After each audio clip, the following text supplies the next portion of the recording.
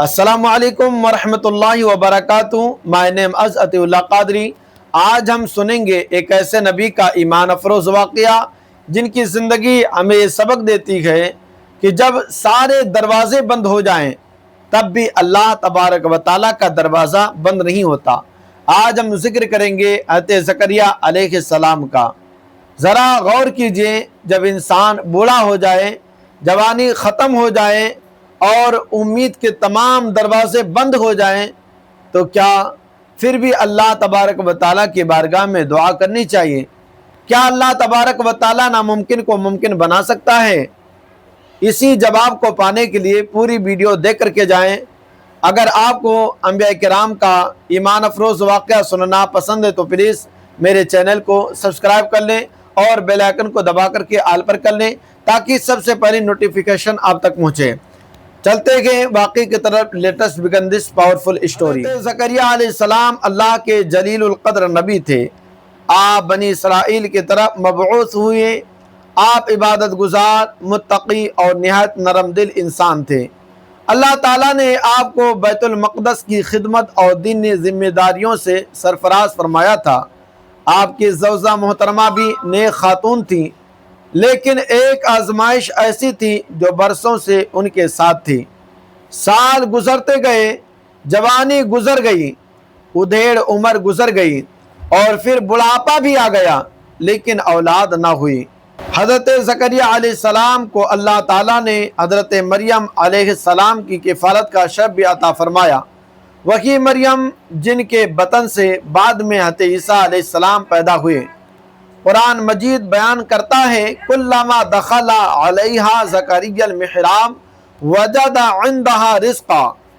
جب بھی زکریا ان کے پاس حجرے میں جاتے تو ان کے پاس رزق پاتے، یعنی حضرت زکریا علیہ السلام حضرت مریم کے پاس جب بھی جاتے تو وہاں پر بغیر موسم کے پھل دیکھنے کو ملتے۔ آپ نے فرمایا اے مریم یہ کہاں سے آیا ہوا ہے؟ حضرت مریم رضی اللہ تعالیٰ عنہ نے جواب دیا ہوا من عند اللہ، یہ اللہ کی طرف سے ہے۔ یہ جملہ حضرت زکریا علیہ السلام کے دل میں اتر گیا۔ انہوں نے سوچا جب اللہ بے موسم پھل عطا کر سکتا ہے تو کیا وہ بڑھاپے میں اولاد نہیں دے سکتا؟ جب اللہ اسباب کے بغیر رزق دے سکتا ہے تو کیا اولاد بھی عطا نہیں کر سکتا؟ اب قرآن کا منظر دیکھیے۔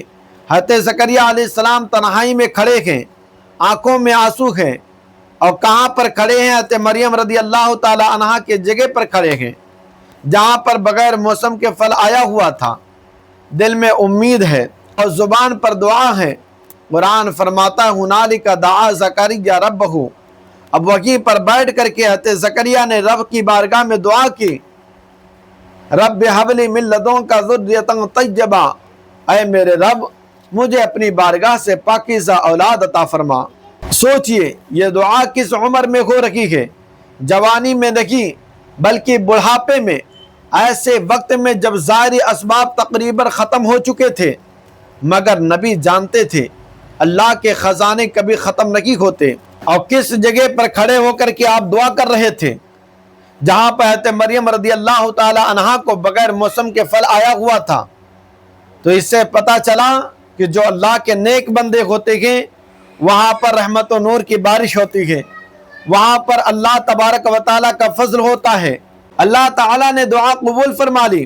حضرت زکریا علیہ السلام نماز میں کھڑے تھے، اچانک فرشتوں نے آواز دی ان اللہ یبشرک بیحییٰ، اللہ آپ کو یحییٰ کی خوشخبری دیتا ہے۔ سبحان اللہ، کتنے سالوں کی دعا، کتنے برسوں کا انتظار، کتنے راتوں کی مناجات، اور پھر اللہ تعالیٰ کی طرف سے خوشخبری۔ اللہ تعالیٰ نے حضرت زکریا علیہ السلام کو بیٹا عطا فرمایا اور اس بیٹے کا نام خود اللہ نے رکھا یحییٰ۔ قرآن فرماتا یا زکریا انا نبشرک بغلام اسمہ یحییٰ، اے زکریا ہم آپ کو ایک بیٹے کی خوشخبری دیتے ہیں جس کا نام یحییٰ ہوگا۔ دنیا میں نام تو بہت سے لوگ رکھتے ہیں، لیکن حضرت یحییٰ علیہ السلام وہ خوش نصیب نبی ہیں جن کا نام اللہ نے رکھا۔ حضرت زکریا علیہ السلام نے عرض کیا اے اللہ میرے یہاں بیٹا کیسے ہوگا؟ میں بوڑھا ہوں اور میری بیوی بھی بانجھ ہے۔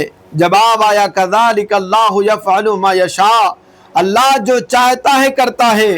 یاد رکھیے جب اللہ تعالیٰ چاہتا ہے تو سمندر میں راستہ بن جاتا ہے، جب اللہ تعالیٰ چاہتا ہے تو آگ ٹھنڈی ہو جاتی ہے، جب اللہ تعالیٰ چاہتا ہے تو بڑھاپے میں اولاد مل جاتی ہے، اور جب اللہ تعالیٰ چاہتا ہے تو ناممکن ممکن میں بدل جاتا ہے۔ میرے عزیز دوستو، حضرت زکریا علیہ السلام کا واقعہ صرف ایک قصہ نہیں، یہ ہماری زندگی کا سبق ہے۔ اگر رزق میں تنگی ہو، اگر گھر میں پریشانی ہو، اگر اولاد کے مسائل ہوں، اگر بیمار ہو، اگر حالات خراب ہوں تو مایوس مت ہو، اللہ سے مانگتے رہو، راتوں میں دعا کرتے رہو، سجدوں میں گڑ گڑاتے رہو، کیونکہ جو رب زکریا علیہ السلام کی دعا سن سکتا ہے وہ ہماری دعائیں بھی سن سکتا ہے۔ قرآن مجید میں حضرت زکریا علیہ السلام کے بارے میں فرمایا انہم کانوا یسارعون فی الخیرات ویدعوننا رغبا ورہبا، وہ نیکیوں میں جلدی کرتے تھے اور امید اور خوف کے ساتھ ہمیں پکارا کرتے تھے۔ صرف دعا کافی نہیں، نیکی بھی ضروری ہے، نماز بھی ضروری ہے، تقوی بھی ضروری ہے، اطاعت بھی ضروری ہے۔ اگر آپ زندگی میں کسی مشکل سے گزر رہے ہیں تو حضرت زکریا علیہ السلام کو یاد کیجئے، اگر دعا قبول ہونے میں دیر لگ رہی ہے تو حضرت زکریا علیہ السلام کو یاد کیجئے، اگر حالات ناممکن نظر آ رہے ہیں تو حضرت زکریا علیہ السلام کو یاد کیجئے، کیونکہ اللہ تعالیٰ کے نزدیک ناممکن کوئی چیز رہی۔ اے اللہ، جس طرح تو نے حضرت زکریا علیہ السلام کی دعا قبول فرمائی، ہماری دعائیں بھی قبول فرما۔ یا اللہ، ہمیں ایمان، تقوی، نیک اولاد، حلال رزق اور دین پر استقامت عطا فرما۔ یا اللہ، امت محمدیہ کی مغفرت فرما، آمین یا رب العالمین۔ اگر یہ واقعہ آپ کو پسند آیا تو پلیز میرے چینل کو لائک کریں اور کمنٹ میں اپنی رائے ضرور دیں۔ السلام علیکم ورحمۃ اللہ وبرکاتہ۔